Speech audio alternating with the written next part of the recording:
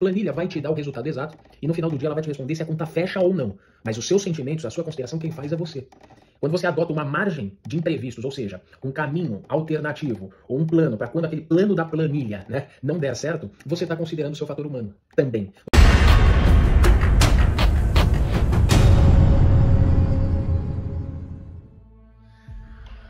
Bom, aqui continuamos com a nossa leitura, né? O livro Psicologia Financeira do Morgan Russell, muito bom o livro até agora, né?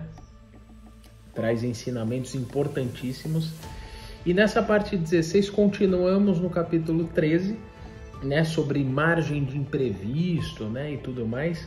Só que aqui o Morgan Russell ele traz um olhar prático, exemplos práticos e didáticos de onde a margem e como ela atua, né, a margem de imprevistos, margem de segurança, como que ela atua no dia a dia. Grifei 3 trechos, achei muito interessantes. O primeiro deles diz o seguinte, abre aspas, planilhas são boas para nos dizer se a conta fecha ou não, mas não são boas para predizer como você se sentirá quando for colocar seus filhos para dormir e a cabeça não parar de se questionar se as suas decisões de investimento foram equivocadas e talvez prejudiciais para o futuro deles. A lacuna entre aquilo a que você é capaz de sobreviver em termos técnicos e aquilo que é psicologicamente suportável é uma manifestação da margem para imprevistos, muitas vezes deixada de lado. Fecha aspas. O que o Morgan Russell quer dizer aqui com esse trecho, né? A margem de imprevisto considera o seu fator humano. Por isso que ela é tão importante para o seu plano. Porque muitas vezes você vai jogar, sei lá, projeções numa planilha Excel, numa calculadora. Quanto que eu vou ganhar daqui 6 meses? Dá para economizar X? Tá. Só que essas ferramentas são puramente exáticas, né? Elas não consideram os seus gostos, os seus sentimentos e os contextos, né? Que essas ações são inseridas. Então ela considera números. Então o que ele traz aqui, né? Planilha vai te dar o resultado exato e no final do dia ela vai te responder se a conta fecha ou não. Mas os seus sentimentos, a sua consideração, quem faz é você. Quando você adota uma margem de imprevistos, ou seja, um caminho alternativo ou um plano para quando aquele plano da planilha, né, não der certo, você está considerando o seu fator humano também. Você está considerando se, poxa, se eu não seguir aquela planilha exatamente como ela diz, eu considero aqui uma margem para que se eu falhar, né, na minha consistência, para que se eu decidir por alguma coisa alternativa, né, diante daquele plano, né, para que se eu não suportar aquele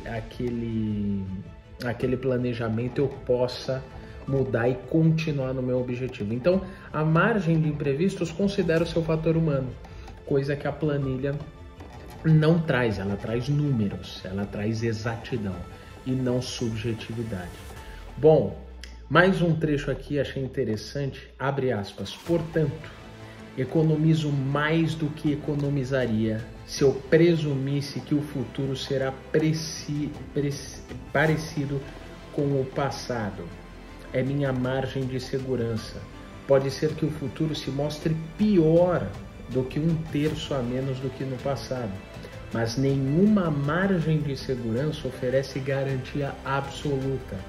1/3 de proteção é o suficiente para que eu possa dormir em paz. Fecha aspas.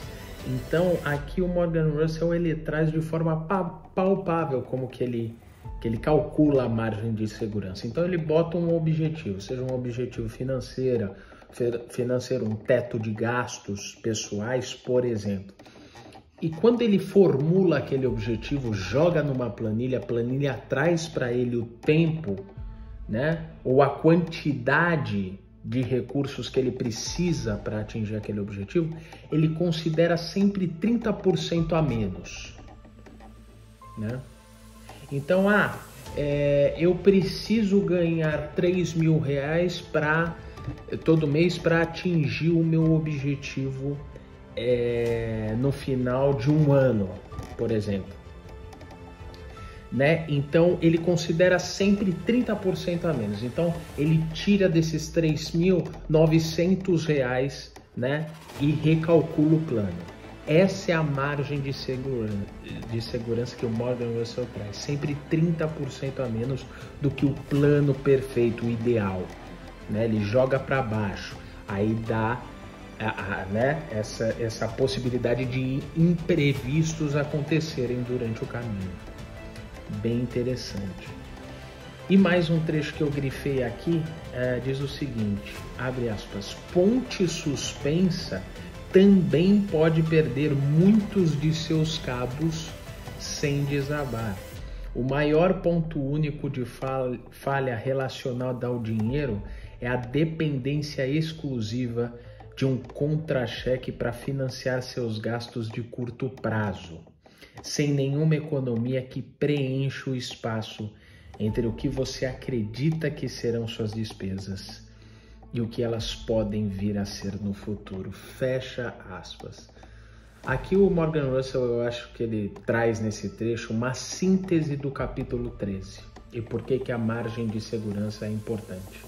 Existe uma diferença, quando você planeja, existe uma diferença entre o que você acha que vai acontecer e o que efetivamente acontece. A margem de segurança, ela cobre esse espaço entre o que você acha e o que vai acontecer. A margem de segurança para o Morgan Russell é de 30%. Então ele vai atingir em X tempo, ele joga 30% a menos, ele joga para baixo. Por quê?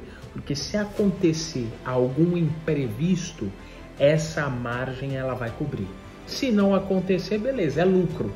Eu vou cumprir aquele plano, né, ideal, né, em tempo recorde ou mais próximo que a planilha vai me dar.